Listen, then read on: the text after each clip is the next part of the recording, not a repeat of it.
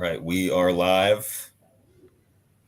Hello and welcome to our forum. It is a youth forum for Oregon's 3rd Congressional District. Today we've got 3 candidates, 4 including myself, but today I'm going to moderate for this forum. These candidates are all running for Oregon's 3rd Congressional District, which is currently held by Earl Blumenauer. Blumenauer is retiring, meaning that the seat is open, and there's no better time to run since there will be no incumbent. For this forum, we're asking the candidates several questions, starting with who they are and why they are running. We'll first start with Michael, we'll go to Rachel, and then Gary in that order. And each candidate will have 4 minutes to answer the questions. So we'll go ahead and start with Michael. Who are you and why are you running? Well, hi, everybody who's listening out there. Thank you for being involved with this, and thank you for being civically engaged. I just wanted to say, I know that we all are apathetic. Congress doesn't work. America in itself is not working, especially for youth. So I appreciate you all still being engaged, and know that I'm someone who, if I'm elected to be your next congressman, I highly value what youth are about, what their concerns are, and I highly want to be involved with making sure that they can be part of America in a productive way. So my name is Michael Jonas. I am the owner and founder of a community business law firm called Rational Unicorn Legal Services. So for the past 7 years, I have helped small businesses, nonprofits, and creatives of every type before, during the pandemic. I've helped businesses form, I've helped them grow, I've helped them survive. I've helped mutual aid organizations on the ground, advising them on liability. It runs the gamut. And I'm running because I'm tired of the problems that America faces. I'm tired of what I call surface level progressivism. I think we sort of go in circles. I think whether you're Republican or Democrat, we've seen a lot of politicians kind of going in circles about things, not actually solving problems, not actually being systems-based and creative and intentional. And so what happens is we end up getting these solutions that don't actually make sense, and they're tone deaf, and they don't actually go to the changes that we need to see. I want to tell you a couple things, and then I'll end. I know we only have a short period of time. In this race, because there's big money, and money is actually tarnishing representative democracy, we are hearing that the only 3 people that are running are Sushila, Eddie, and Maxine. That is absolutely not true. Everyone on this call, we're also running. And I don't believe that having big money or dark money or having endorsements from electeds is indicative of your ability to be a leader or to do well in Congress. So I want you to think about, when you vote on Tuesday, who will actually come in and make scalable, long-lasting change, who can negotiate, who has the experience talking to people of every type, who can work on talking to people like big pharma, big oil, and help untether corporate interest from the human rights and the moral imperatives that we need to push forward. I think I'm your guy for that. So please look into my campaign and support me. Thank you. All right. Thank you, Michael. We will go on to Rachel. And Rachel, the same question will be asked to you. Is who are you and why are you running? Your time starts now. Thanks, Nolan. I'm Rachel Lydia Rand. I am a jazz trombonist, multi-instrumentalist, and a software engineer. I played trombone in the Navy for 7 years in the 90s. I played for Hillary Clinton in 1994 at St. Jude Hospital, a huge event, and then I played for Bill Clinton in a smallish hangar on the largest Navy base in the world in 1999. I used to play for admirals, improvised jazz for admirals, so that kind of got me familiar with being on the stage and being around important-ish people, I suppose. So after the Navy, I became homeless. I did my own music, kind of creative jazz music, and it didn't catch on. And ultimately, after living in my cars for 3 years, I wound up on the streets of Seattle. And that was when I decided to run for office here. I knew I would educate myself into software engineering while I was on the streets, and I thought that would be a sensational story that would draw attention. And my issue has always been addressing climate change, because I'm a lifelong bicycle commuter. In 1991 and 1992, I was riding my bike 30 miles a day for transportation, and I've been keeping that up. Not that pace, but pretty much for my whole life here. So then I got to work, educating my way off of the streets and thinking about these offices, both U.S. representative, and using that to get to the vice president or even president roles too, because I think change needs to really happen from the top here. When I'm out on my bicycle, things just do not make sense out here, riding around in a sea of cars, and it just all seems so wasteful. And even what we were doing last night just seemed pretty wasteful.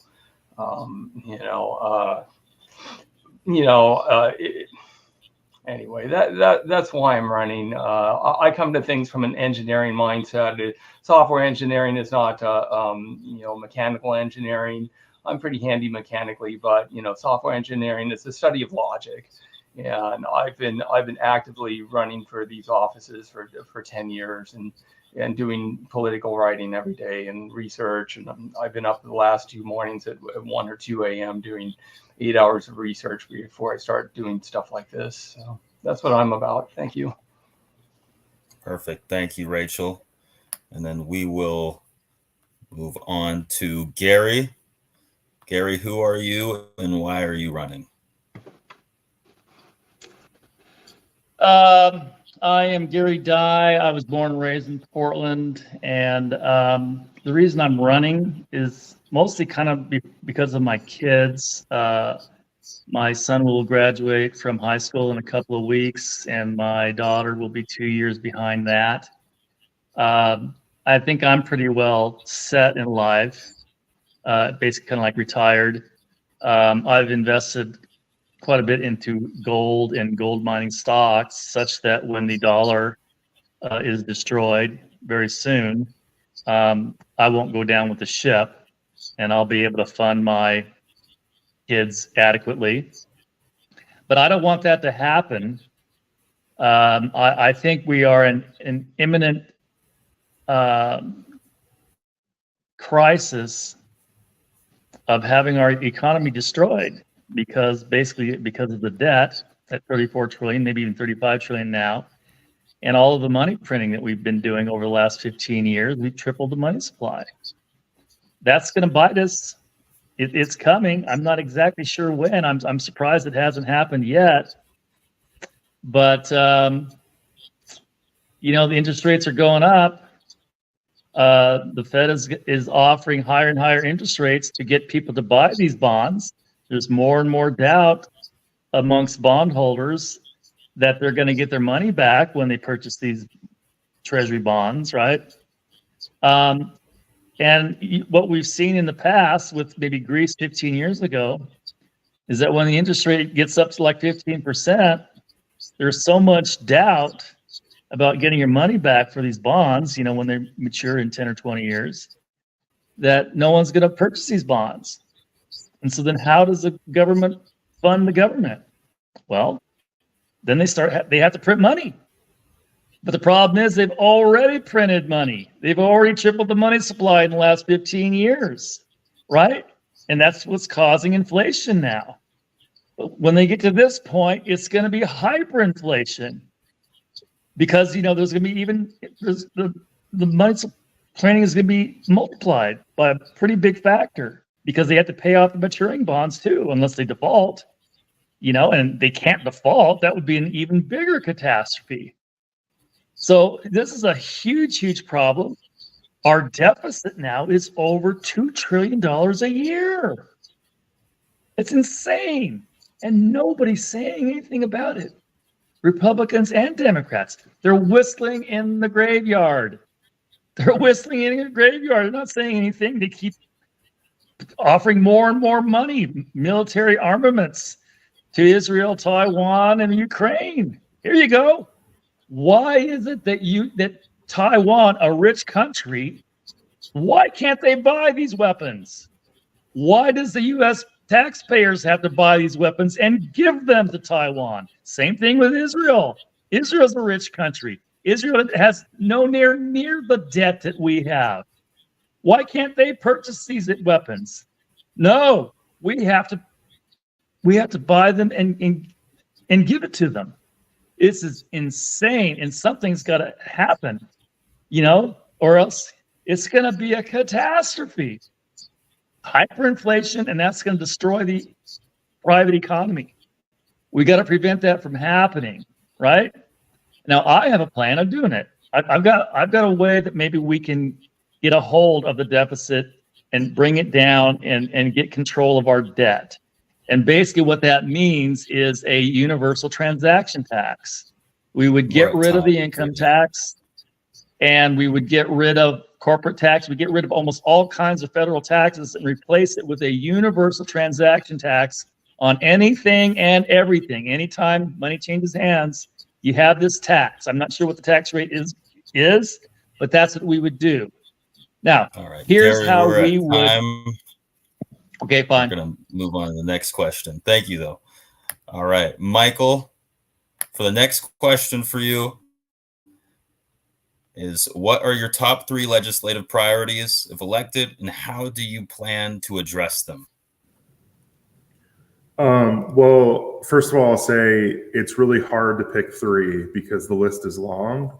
And I know we have limited amount of time, but I want you to know that I'm a systems thinker. And I tell you that because when we solve problems, one thing relates to others, right? The affordable housing crisis, for example, could relate to medical debt. It could relate to student loan debt. So all these pieces sort of fit together. That said, one of my biggest issues or priorities is houselessness and livability. So first and foremost, I think that the federal government should get back involved in building affordable housing. HUD used to do that in the 70s or 80s. And we want to isolate builders across the nation who have the capability of building affordable housing. That said, we need to do this intentionally and be really careful. Why do I say that?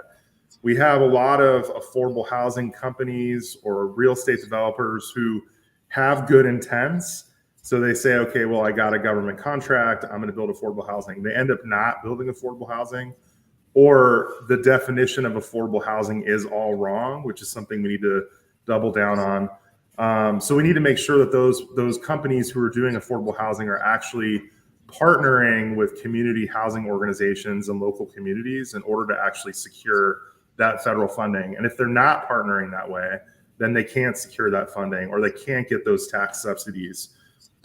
We also need to make sure that we have livability discussed. So even if we build enough housing or have enough affordable housing, we have to make sure that people actually can sustain. So we have in America a crisis where people have to decide whether to get surgery for their kid or pay their rent. And so that's not okay. Or the fact that there is no place in America where you can have a minimum wage job. The federal government, the minimum wage is $7.25, which is obnoxious. So there is this giant livability equation that we have to address. We have to make sure that even if we put people in housing, they have the livability. And in order to do that, we have to think about workforce training programs. We have to think about wraparound services. We have to think about financial literacy programs. So there is this massive undertaking that has to go into houselessness and livability. And all of these things need to piece together in a way that's extremely intentional and not a big corporate money grab for those corporations. The next thing, I don't know how much time I have left, of course, is to codify women's reproductive rights and women's access to health. We need to not only think about their reproductive rights, we have to think about the time that they stay in the hospital. And if we're saying that we're going to allow folks to be pro-life, because even if you're pro-choice, it doesn't mean that you're not allowing other people to be what they want. We have to let women or give women the ability to be able to have accessible childcare, to have flex hours, to be able to get educated at school while taking care of a child. So women's rights and women's reproductive rights, they go hand in hand.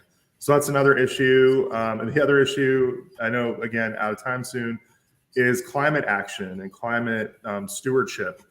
In my mind, whether you're religious or not, the most scientific or the most godly thing is the environment. We are destroying the environment with carbon monoxide, with plastics, you name it. And we're not holding large corporations accountable, and we're not allowing for sustainability or scalability. And why? Why is that the case? Because we have anything that we want that's morally moving forward, we have it tied to corporate money. So we need to, in order to protect our environment and our health, we need to look at all of the corporate tethering to environmental rights and to health and safety and find ways to untether them. So my climate action plan is to not only do We're that, at time for you, Michael. it's to hold big corporations accountable, not on the backs of small business owners. Thank you, Michael. And then Rachel, the same question to you is, what are your top 3 legislative priorities if elected, and how do you plan to address them?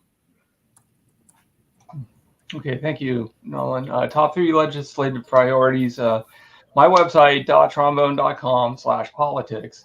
I have detailed information on how to address climate change, houselessness, and myriad of other issues that most candidates are talking about here. I've been thinking this through for a long time, and I really relate to what Gary said earlier today. You know, when I ran, this is my 3rd time running for this office against Earl. I've been running in this race, you know, as Gary has, even knowing that we can't win this thing against Earl, you know. But you know, it's good to be practicing politics and be in this thing to you know, be working on it, actively working on it. You know, so the economy here, you know, it is debt based. You know, I mean, in 2020 on my website, I had a link to the graph of our GDP to debt, and it's just a big U shape, right? And you know, it's like a Ponzi scheme, and like Gary is predicting here, it's going to crash here. You know, I don't see it coming back around after all this debt that we've put into it. You know, not with old school economics. What I'm suggesting is a new school economic system, and it is scary. I agree. You know, but I've thought this through, and you know, it's not surefire, but you know, I believe I have a solution to this thing. We need to reduce population. Every generation, you know, takes from some resource. We've been taking from this oil resource for a long time. You know, it's stored energy, and we've been using it. We've been exploiting labor. We've been exploiting this and exploiting that. And there's nothing left to exploit now except for population decline, in my opinion. And world population used to be 2 billion apparently in 1950, and I'm proposing that Generation Z, I'm asking Generation Z, not through laws or anything, but trying to be highly visible in the federal government, to ask Generation Z to decrease our population, to have 1 child for every 2 women for the next 40 years. If we can do that, we can reduce population to 2 billion by 2099.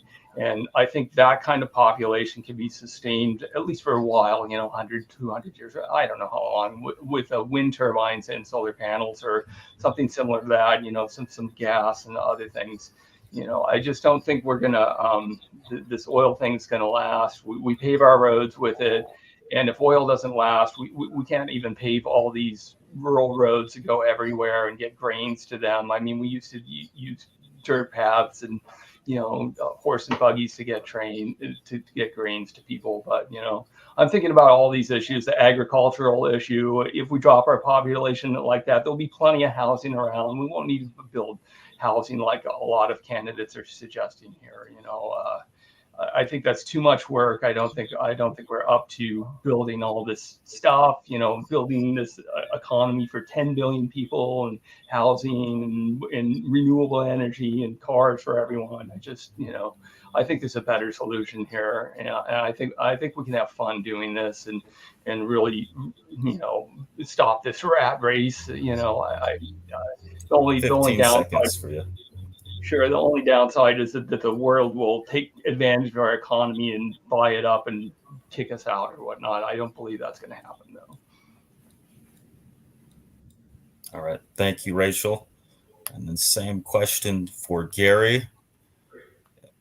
What are your top 3 legislative priorities if elected, and how do you plan to address them?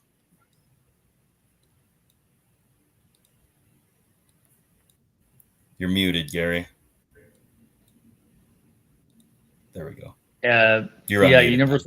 Universal transaction tax would be a tax on anything and everything, including food, including rent, including capital gains, including day trading, including charitable contributions, including inheritance. One rate on anything and everything, including your salary, that kind of like substitutes for the income tax. One tax rate for anything and everything when money changes hands, right? And no exemptions. One reason I wanted to do that is I wanted to take the government morality out of taxation, because I don't believe in the government's morality. A lot of people don't, and government morality changes all the time. So we need to take government morality out of taxation, right? Now, so what do you do about poor people? Progressive tax, it's not fair on poor people. Well, I am proposing, believe it or not, universal basic income, universal basic subsistence income to everybody, including Elon Musk. Now, what that does, I'm not sure exactly how much that would be, but it would be a monthly check to everybody, every citizen of the United States. Maybe half the rate to kids, or a quarter, after 4 kids, or whatever. But these are details. But what that would do was that we can get rid of all these other government programs that are employing all these federal workers that are causing us to have the big, huge deficit. We've got to do something about the budget. We got to start cutting government programs and cutting government people. And this would be how you do it. You get rid of all these programs and all the people employed by these programs, and replace it by this automated check going to everybody. And also, you can fire everybody at the IRS. We don't have that anymore. So that's one thing I would do to solve the problem of our deficit and our national debt. Another thing I want to do is do something about the border. And what I want to do about that is privatize citizenships, because your citizenship is yours. It's not the government's, and it's your property. And if it's your property, you should be able to sell it. You should be able to sell it to a foreigner and then get out of town if you want to. You don't have to, but if you want to do that, and that would be a good solution, or a possible solution to the homeless. They could sell their citizenship, take a few $100,000, that's probably what would be a price for a citizenship, and move to Bangladesh or some other poor country and live like a king. You can do that, right? And you should have the right to do that. It's your citizenship. Also, with that, charitable organizations could get involved and subsidize certain kinds of citizenships. They could subsidize Laotians if they want more Laotian people coming in here, or gay people, or Muslim people, any kind of people. You could have an organization that is going to subsidize the purchase of those citizenships, right? And also the other thing is that the government, obviously, can create citizenships and sell them, right? And so foreigners would buy these citizenships, and that would go We're at to time, paying Gary. off our national debt. So that is the solution. And the other solution it would cause is that. All right. We're at time, Gary. Michael, we're going to ask you the question, what is your stance surrounding the recent protests to the invasion of Gaza? And you're muted right now. Oh, sorry about that. So first of all, there's a lot to talk about. First of all, I'll tell you that I immediately called for a ceasefire, both before I announced the run and at my campaign launch, and I've continued calls for a ceasefire. I know that some of the candidates, actually one in particular, Sushila, is saying that she's the only one to have called for a ceasefire. That's absolutely not true. So I just want to clear the air on that. My stance on the protest is I am very big on First Amendment rights.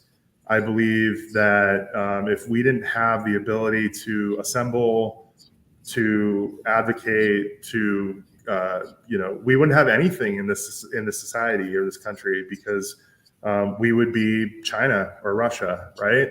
So I 100% believe in the rights of students to protest. I also don't believe, even if there's security present, I don't believe people should be arrested for protesting.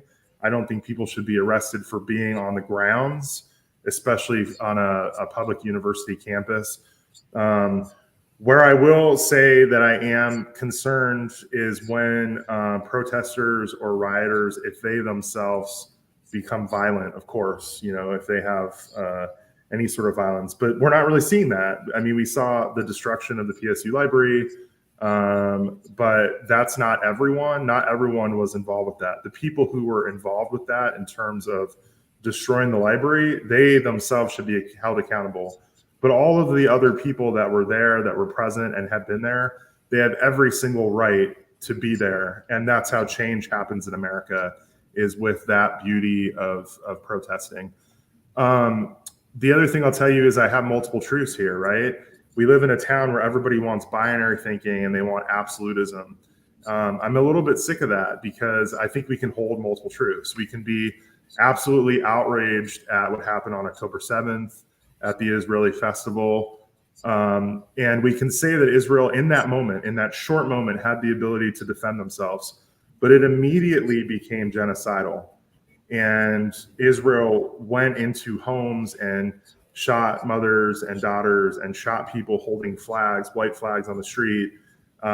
So yes, Israel had the right for a moment to defend, but immediately it became genocidal. And I believe that Netanyahu is a war criminal. I believe Vladimir Putin is also a war criminal. And then I think that the United States needs to do a full military spending audit. And I think that we need to hold our ground, and we need to make sure that any money that we continue to send to Israel, if we make it contingent on them following human rights and not violating war protocols. And this is not just bombing or shooting. This is also causing folks to not have clean water or food or electricity. If the United States wants to be involved and cares about humanity and democracy, they need to treat Palestinian children exactly the same way they're treating Israeli children.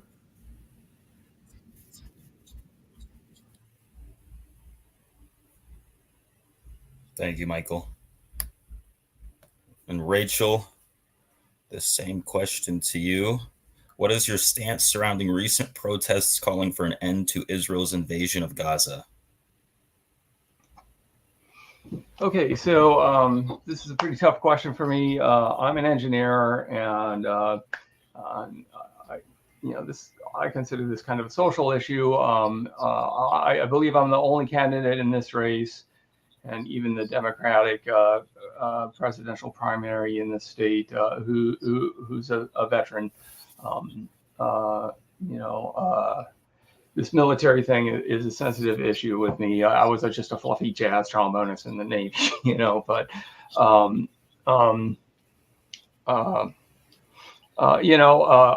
the Jewish culture is strong in this country. You know, a lot of the movie industry revolves around Jewish culture, and my jazz music, there's Jewish jazz is a huge deal.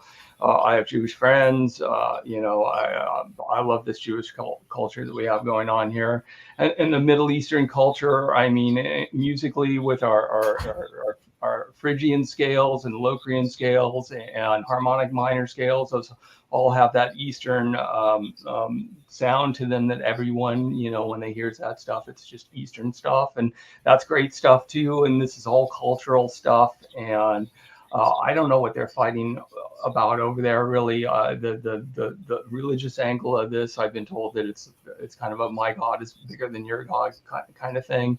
I don't know what it's all about. You know, my story around this, and I have extensive stories around this, and on my website, I have my positions tab on my website talks about the military and this kind of thing. You know, I'm an engineer, and when I wound up on the streets, I learned some valuable lessons. It's like I gave up resentments. I was like, okay, for whatever reason, I couldn't get a job, and you know, the jobs I got in were unreasonable, and I just left them instead of trying to continue to make that silliness work. And I stopped blaming myself, and I was like, what can I do about my situation? It's like my music wasn't selling. I had a website full of music with me playing 5 different acoustic instruments on it, and I thought it was pretty good stuff, but you know, whatever. You know, it's like, well, maybe I should get into something like a little bit more business oriented. So then I, you know, started using my computer programming skills and studied the math of collision detection in 3D environments. And I turned that into a career, and you know, I've made some industrial machines, and my code is, you know, making an electric car work on the road right now, and and I'm trying to solve this climate change stuff from an engineering perspective of, you know, energy is a big deal in all this, and this war stuff. Of course, I call for a ceasefire over there. What are they doing? You know, we have much more major problems than this, and you know, I understand they have this sensitive issue with the Jewish people wanting their small home there, surrounded by these Muslim people or whatever. You know, that's about all I know about this thing. You know. Thank you. Thank you, Rachel. And then Gary, the same question will be to you. What is your stance surrounding recent protests calling for an end to Israel's invasion of Gaza? And your time starts now. Yeah, I worked in Saudi Arabia for over 4 years, and I visited Israel for a couple of days there about 30 years ago.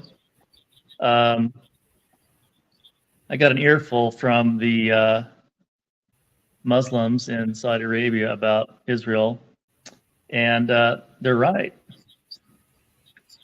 Israel's an abomination. Zionism is an evil concept.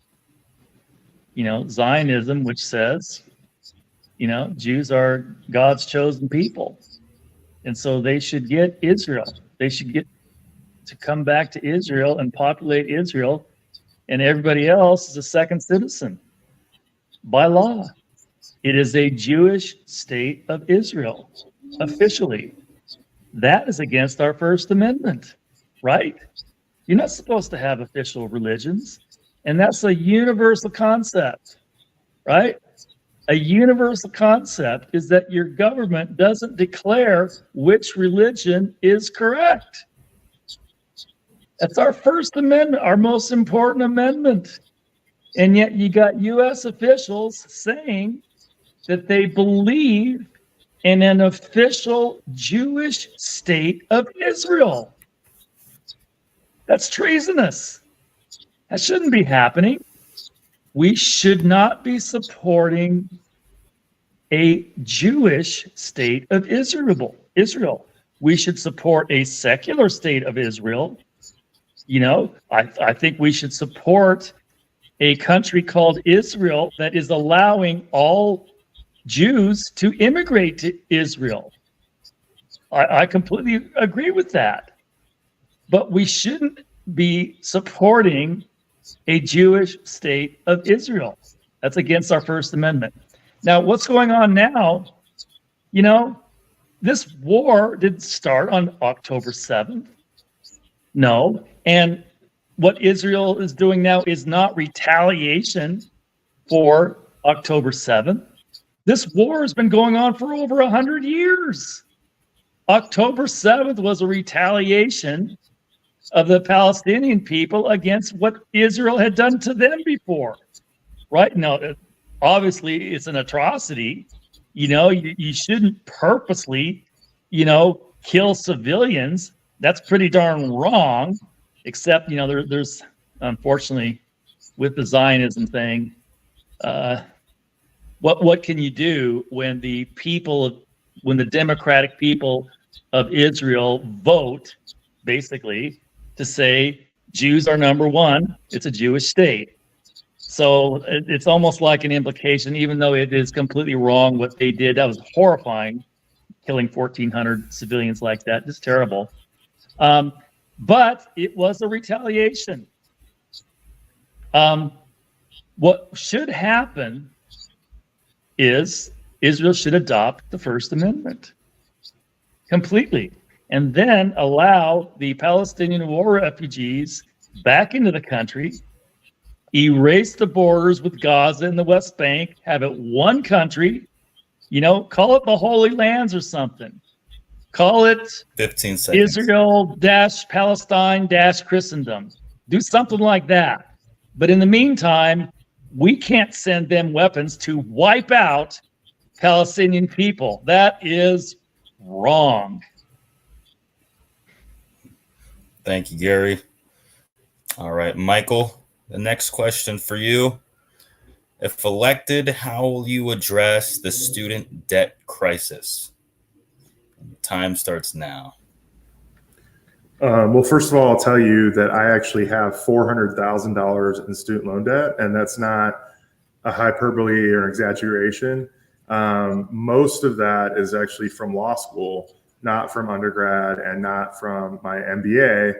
And part of that is because there was fraudulent financial aid services going on. I was led to believe that this is my financial aid advisor, and my financial aid advisor is introducing me to student loan companies who ultimately they prey on students, because if you get into an educational system, you're not going to say no to being funded, and you don't get to negotiate your rates. So that's one of the starts of it is making sure that financial institutions that are giving out loans, they are not doing fraudulent practices or convincing universities to accept them as ways for students to go to that school. So it starts there. The other thing I'll tell you is you should be able to declare bankruptcy if you want for student loan debt. Why is it that someone can have a shopping spree or buy all kinds of things, and then when we in America buy education, we don't have the ability to declare bankruptcy, but someone else could declare bankruptcy for buying a bunch of things? We also should have the ability to negotiate student loan rates, which we don't have. We don't really have the ability to say to a student loan provider, well, what about this rate or that rate? And then related to this, I think community college should be free for everyone in America if they want to go. I think we should double down on tech schools and vocational trainings. And then we need to look at forgiving more student loans. I know Biden had some legal challenges and then found some ways to do it. And I hear this sort of, not an excuse, but people say, well, if I paid off my loans, can't you pay off your loans? The problem with that is that there are a lot of people falling through the cracks. So I've chosen to do public interest law or community-based law. I didn't make a fortune, but I don't fall into the public service forgiveness programs of any sort. And so I'm strapped or straddled with $400,000 in student loan debt. So there's got to be other pathways to forgive this debt. So it's a combination of all of these things, but I'll tell you what, student loan debt is, I don't know the current amount, it's, trillions of dollars. And it's causing people who would be involved in the economy to not be involved in the economy because they have that student loan debt instead. So imagine when we didn't have the student loan debt and we could buy a variety of other things, or take that money and push that money through the economy. The other thing that it's doing is it's discouraging people, especially people who come from backgrounds that are marginalized or don't have the money, or first-time college graduates. It's discouraging them to go to college and do the thing that they're passionate about and do the career they're passionate about, because they're told, and rightfully so, based on the situation, that they're not going to be able to afford college, or they're not going to be able to pay the debt down.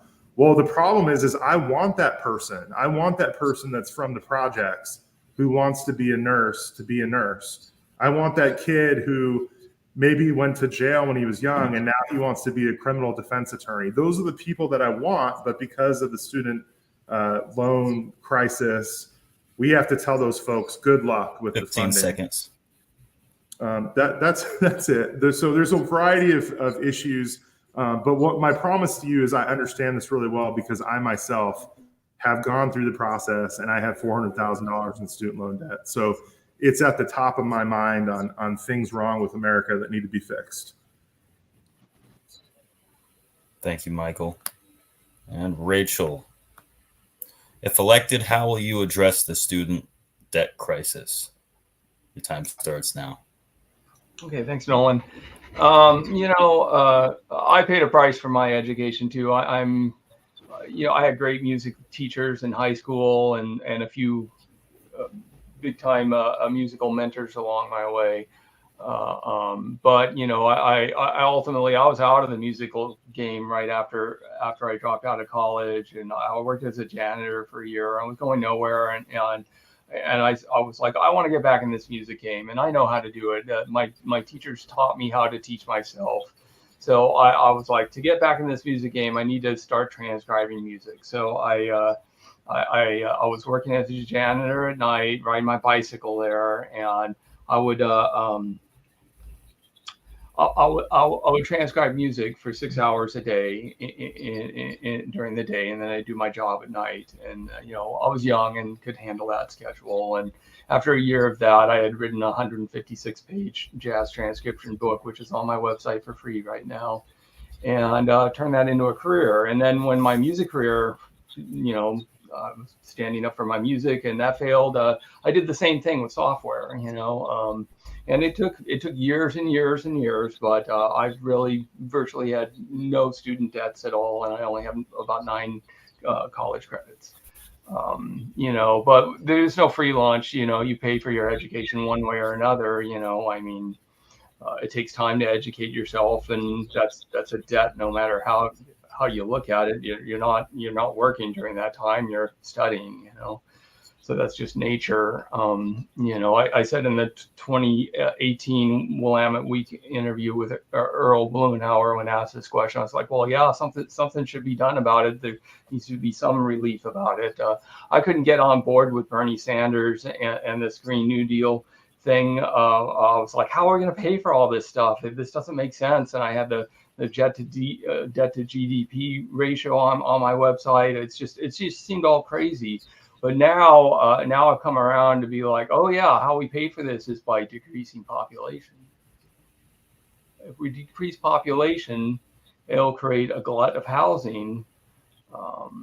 There are fears that Gary is addressing here, and they're real fears about selling your citizenship, selling your house. If we're unemploying people like this, is the world gonna come in and take us over and the shares that they own of the Treasury and all that? Are we scared of that? What problems do they really have over there? And do they really want to inherit our country here with all these roads that are eventually not going to be able to be paved? And I don't know. There's the way I see it is there's problems all around the world, and this oil thing is going to be an issue for all of us, the oil and energy thing. I was researching this morning about these dams. I've been researching a lot about it, and the theory I have this morning is that all the wastewater that comes down from the river, from all these places, it just starts getting locked up behind all these dams over the years, and all. It's probably just building up and building up, and the fish ladders probably worked for the salmon. I remember them working. We're like, yeah, we've got it working, but now it's all just getting polluted, isn't it? And that's what's killing them.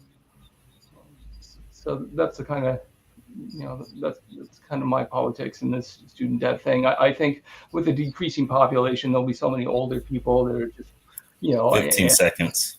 if we're getting rid of these jobs, they'll be able to just educate these younger people, you know, pro bono. All right. Thank you, Rachel. And then Gary, if elected, how will you address the student debt crisis? And your time starts now. Thanks. But let me say a couple more words about Israel. The other problem with Israel is these fundamentalist Christians who have read the Bible and they believe that the only way that the second coming of Christ is going to happen is if Jews are in control of all of Judea. That's why they're doing this. I don't think they care much about Jews, except for maybe getting Jewish contributions to their campaigns, right? But they're doing it because they want to produce the second coming of Jesus. And that is completely wrong. You can do that stuff on the private, right? But you can't do it as an elected official because of the First Amendment. You can't do things to help the second coming of Jesus as an elected official. So that is completely wrong. I think Ted Cruz is one of these guys. Completely wrong. They're mostly Republicans, right? But anyway, that's bad. Okay, getting back to the college tuition or loan thing.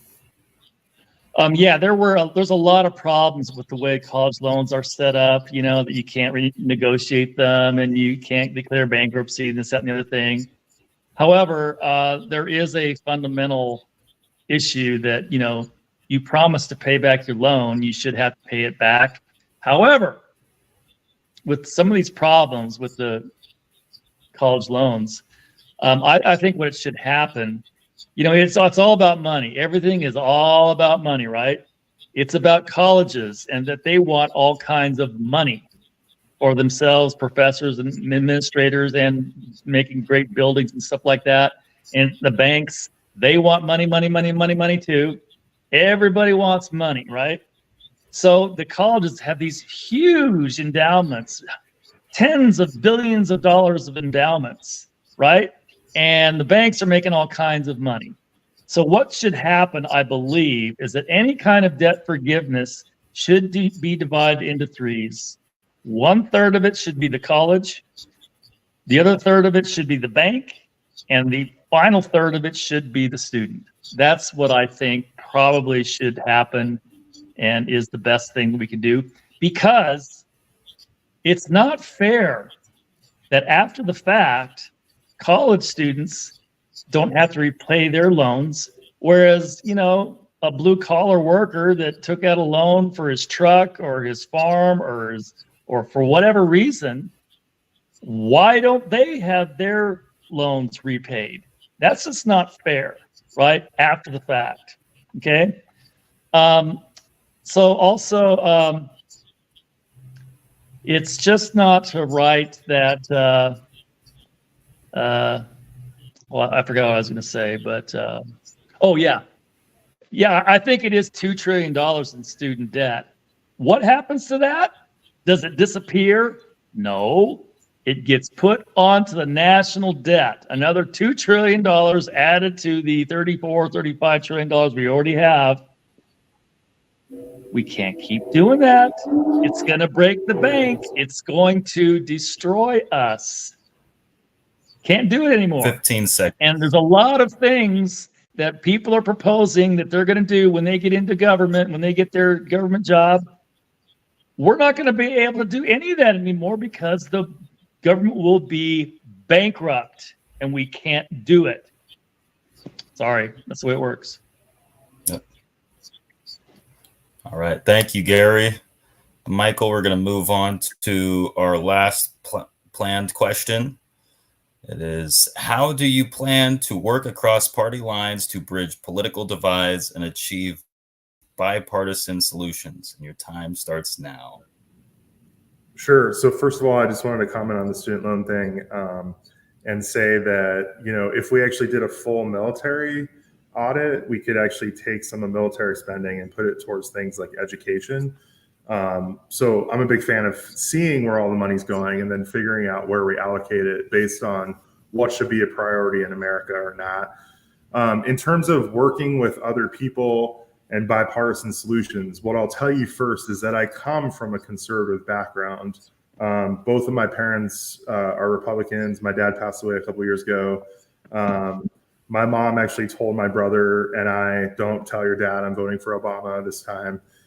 So I speak that language. I also have clients of every type. I have clients who are rural farmers. I have clients who, they're literally in Fossil, Oregon, in a town of 350, and I've worked with them directly. So I have the ability and the experience to work with people of all types.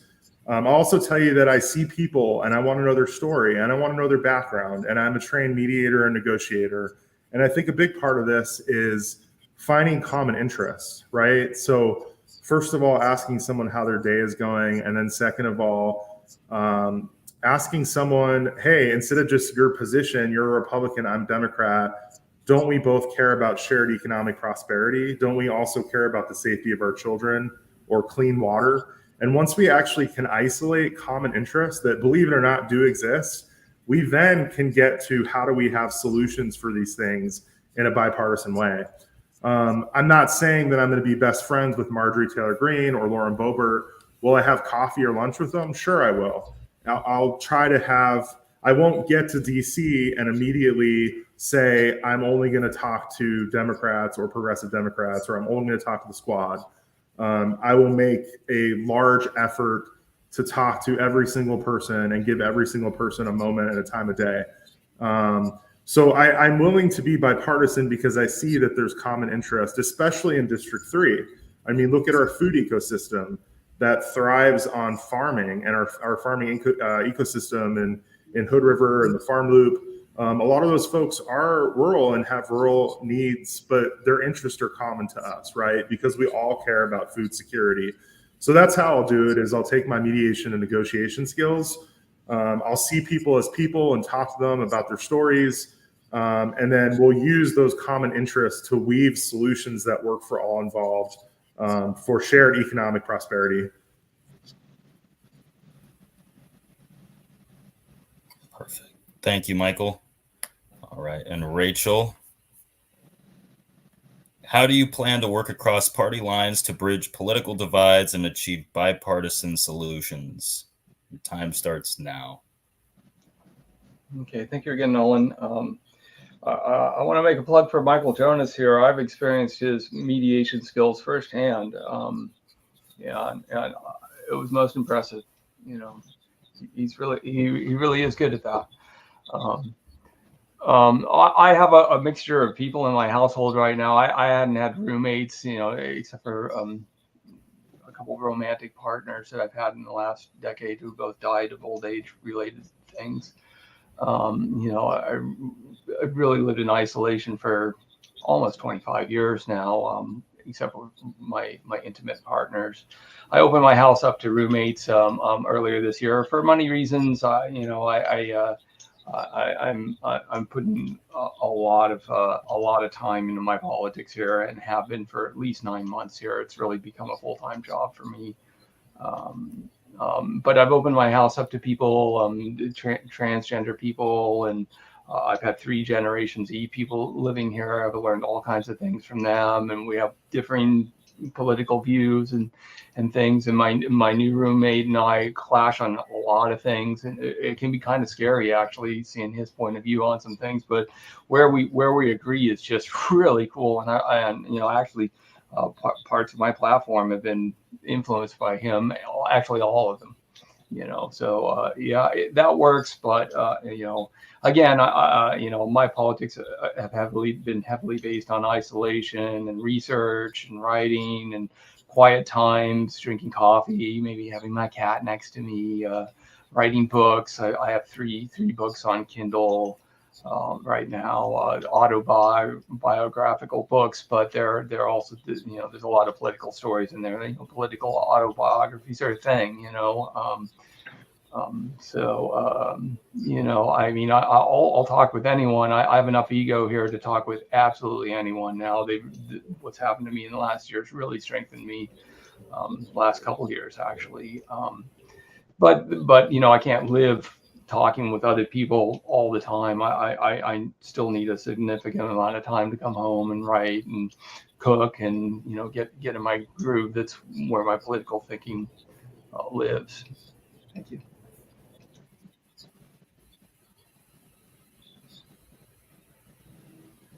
Thank you, Rachel. And then Gary, how do you plan to work across party lines to bridge political divides and achieve bipartisan solutions? Your time starts now. Okay, I've mentioned many times how I was a member of the Libertarian Party up until like a couple of years ago. And, you know, it's kind of like libertarian marketing that Democratic Party was composed of liberals, and liberals believe in freedom of social stuff, but they kind of believe in controls on the economy, maybe even socialism. On the other hand, conservatives, they don't believe much in a lot of social freedoms, but they supposedly believe in freedom of economics, free markets and stuff, right? And so that makes liberals and conservatives opposites, right? Now, libertarians believe in freedom of social stuff, and they believe in freedom of economics. On the other hand, it is the totalitarians, who used to be called, I guess, communists. They believe in government control of social stuff and economic stuff. So libertarians are opposite from totalitarians. Okay. Now, what I think has happened in the last 10, 15 years is that the Democrats, they've migrated from being liberal to being totalitarian. They don't believe in a lot of these social freedoms anymore. They don't believe in freedom of speech anymore. You know, they don't, now they believe in racial discrimination, basically against white people, I think. And that's kind of like wrong. And that's kind of why I'm trying to convince the Republican Party of Oregon, at least, to become more libertarian than they are conservative, because there aren't very many conservatives in Oregon. That's why the Republican Party doesn't win much elections, right? So I'm kind of saying, you know, you're going to win more elections as libertarians. I think there's a lot of libertarians still in the Democratic Party. I think there's a lot of libertarians that are independents, right? And there's quite a few libertarians in the Republican Party. Let's make the Republican Party libertarian, okay? And I think even conservatives would rather see libertarians in office rather than a liberal, right? They're opposite of liberals, but they've got something in common, at least, for libertarians, okay? So now let's get back to the question. So you're looking for a moderate to work both sides, to be bipartisan. Well, what's been going on in the past is these moderates are totalitarians. They agree on some principle that gives government control over the economy or over social stuff, right? And so there are Republicans and Democrats that are agreeing with this because they want these government controls, because they're totalitarian. I want to be a libertarian moderate, where I am going to be cooperating with Democrats and Republicans on stuff that gives more individual freedom, social freedoms, and even economic freedoms. That's what I'm all about, okay? And that's what I want to do. 15 seconds. Right. I don't think the Republican Party is cooperating with me much, though, unfortunately. All right. And we do have, if there's anybody that is a viewer, if you want to post a question on any of the platforms that you're watching live, you can do that, and we'll take the time to look at those questions. There is one question that has been posted at this point. It's asking about the Cuban blockade and embargo. Do you think that we should end the Cuban blockade? Is there any one of y'all that'd like to take up that question? I'll take it up. I don't believe in blockades. I also don't believe that we should have broken our diplomatic relations with Cuba, even at the start, because this is what the Cuban people did. Maybe not, but the Cuban people basically chose communism through Fidel Castro. It might have been forced upon them. I'm not really sure exactly how much of the population really liked communism and maybe still does like communism, but that's what happened.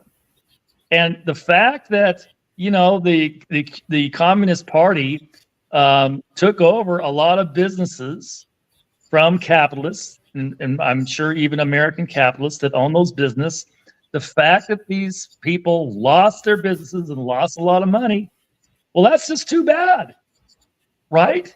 Maybe you shouldn't have invested overseas.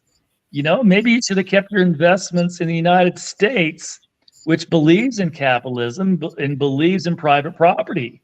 You know, if you do anything overseas as a business or even traveling overseas, you know, your rights are gone. You know, and if you get captured by overseas, well, that's just too bad. If you end up losing your business and your capital and whatever overseas because that society changed and took that property away from you, too bad. You lost. You shouldn't have done that. End of story. All right. And then it looks like that's the only question that we've received. So we'll move on to closing statements. Can I add something? Michael, we will start for. Yeah, you can add something to that. Oh, yeah. I was just going to add to that, the Cuba embargo question. You know, I think it should be eased. The hard part about this is the United States, they have the embargo or have maintained it because they believe that Cuba hasn't followed human rights and hasn't followed trade laws. But the problem with that is America also is doing business with China and various other countries who are potentially even worse than what's going on in Cuba. And so the United States has to decide and pick and choose whether they're going to hold all these places accountable or not. And I feel like the United States creatively decides that if we need the things from that country, we forego thinking about the human rights violations. So what I'm going to say is that I think Cuba is actually doing business and treating people better than some of the other countries that the United States does business with. So I think we should ease the embargo, but then at the same time, make trade contingent on following human rights laws. Perfect. Thank you, Michael. All right. And then what we'll do is move on to closing statements for y'all. And we'll start with Michael for closing statement. How much time do we move have? to Rachel and then Gary. For the closing statement, take 4 minutes maximum. Okay. Well, first of all, for all those listening, again, thank you so much for being present, not just here on this call, on this video, but being present civically. It's very important now more than ever.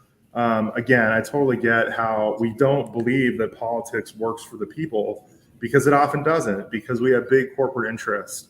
We have big money. We have dark money. We have establishment politics and candidates. I want to be your District 3 congressman. I tell folks, I don't just know the issues, I know the industries. I've also not only built businesses before, I have worked with government, nonprofits, big business, small business, mutual aid organizations, academic institutions.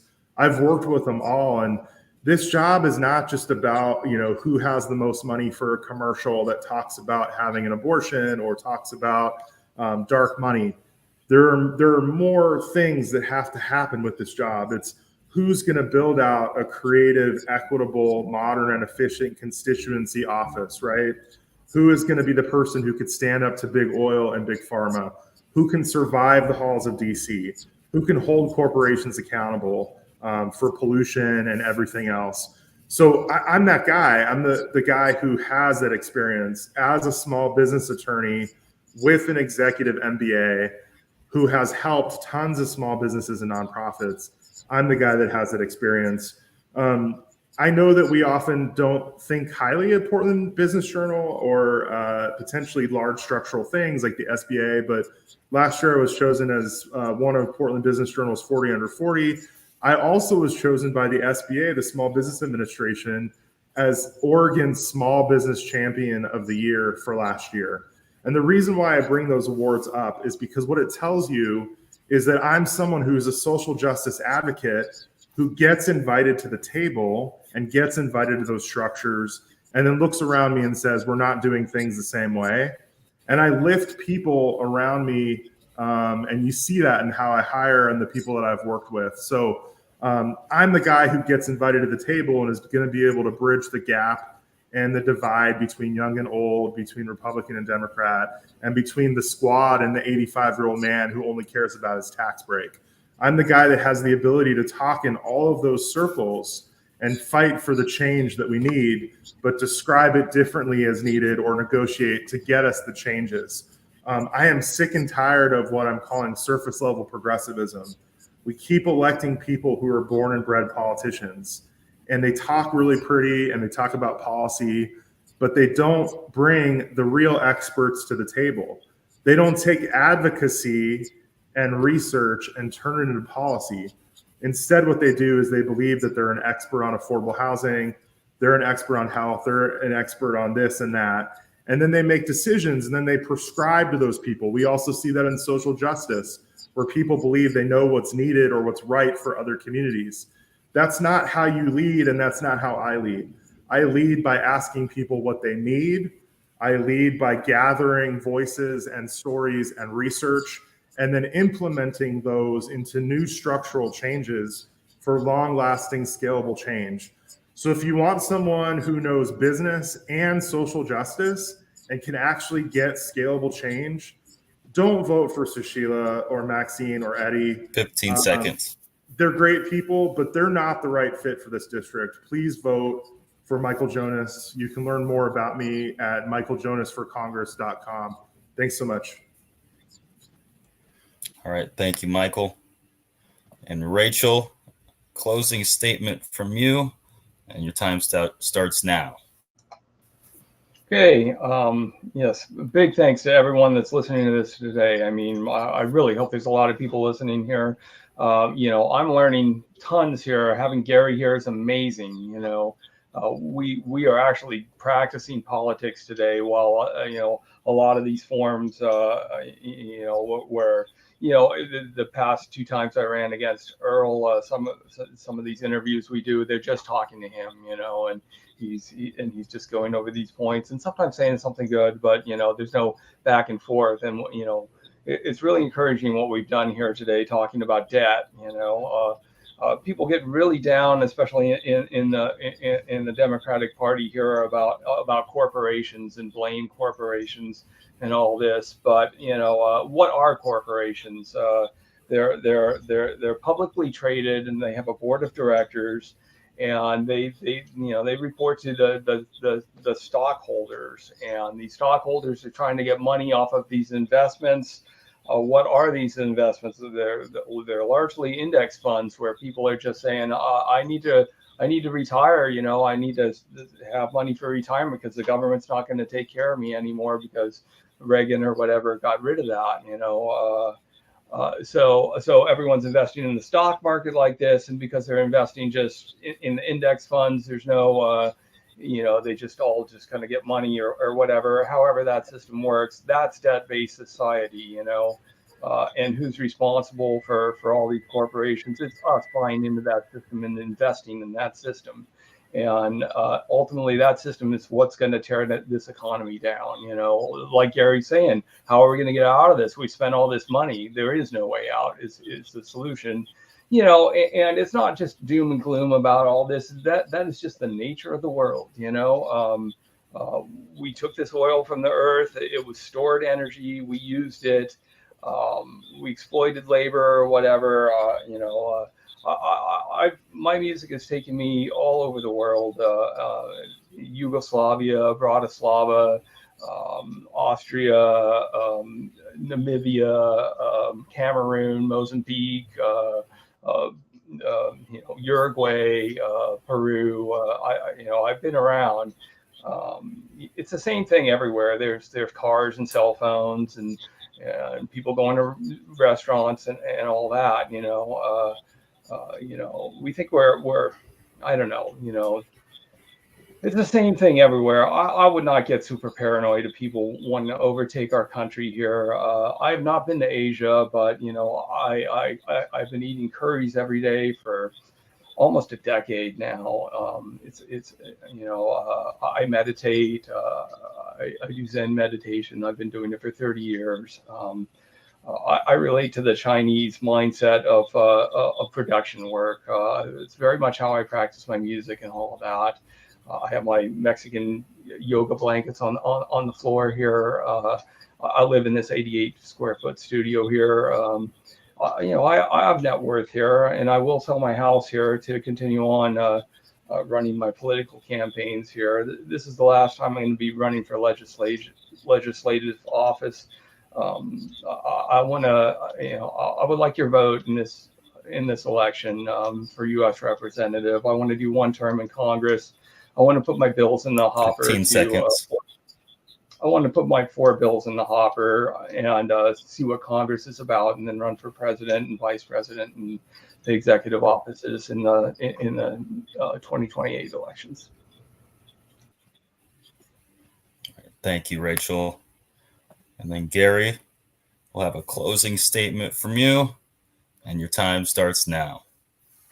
First, I want to say it's something a little bit more about foreign policy. I believe that we should cut our diplomatic relations with any country that does not have a democratically elected government, like Cuba, like China. They could really get around this by maybe having like every 5 years they pull a biscuit which says, do you still want us to be in charge? If the people say yes, okay, fine. But I just don't think the United States should recognize any government that's just a bunch of thugs that don't have the consent of the people. Okay. The other problem I have with our foreign policy is our warmongering. It's all these wars that the CIA has got us into all over the place. I don't think the world respects us anymore because they see us as a bunch of warmongers, that we just like to kill people, right? So what we need to do is, first of all, get out of NATO. Well, pull our troops from Europe, pull our troops from Japan, pull our troops from Korea, pull our troops from just about everywhere, right? And concentrate on just defending the United States and Canada and Mexico, our neighbors, right?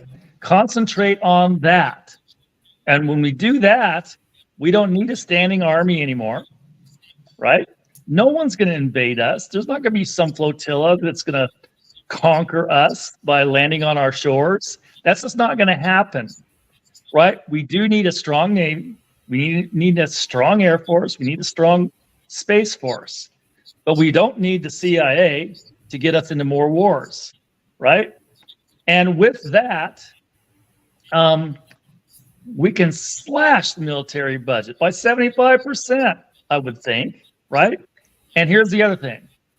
We still have these allies. We still like our allies. And if our allies get attacked, well, that's when we lend our army, our navy, or whatever to that country to help protect them. That's the way it should work. And the other thing we got to do is we ought to withdraw from the UN until every single nation in it is democratically elected. We don't want to support any group of thugs that has taken over any country without the consent of the people. We can't have that anymore, right? We've got to regain our stature as being, the king of democracy. That's what we've got to be all about, right? And individualism, I would think, right? That's what we've got to do. Because right now we are bankrupting ourselves again with our military expenditures, with the military industrial complex that President Eisenhower warned us about, and Kennedy wanted us to get out of it, except the CIA. It's sure looking like it. It's sure looking like the CIA was the ones that were behind the assassination of President Kennedy. And it looks like also they were the ones behind President Nixon, and the plumbers. They were CIA agents, CIA is a bad organization along with our State Department, who keeps getting us involved in every single foreign war they can possibly think of, such that they get profits in the military industry and profits in the pockets of all these politicians that are supporting our war machine. We've got to end this. It's horrible. All right. Thank you, Gary. And thank you to all the viewers for this forum, our youth forum. Remember that you need to vote. There's a very low amount of people that have voted in our district at this point. It's still about 90% that can vote and should vote. So make sure to look at all the candidates and look at your voter pamphlets and your ballots and send those things in. Thank you to all the candidates for coming today. And this concludes our forum. Thank you for having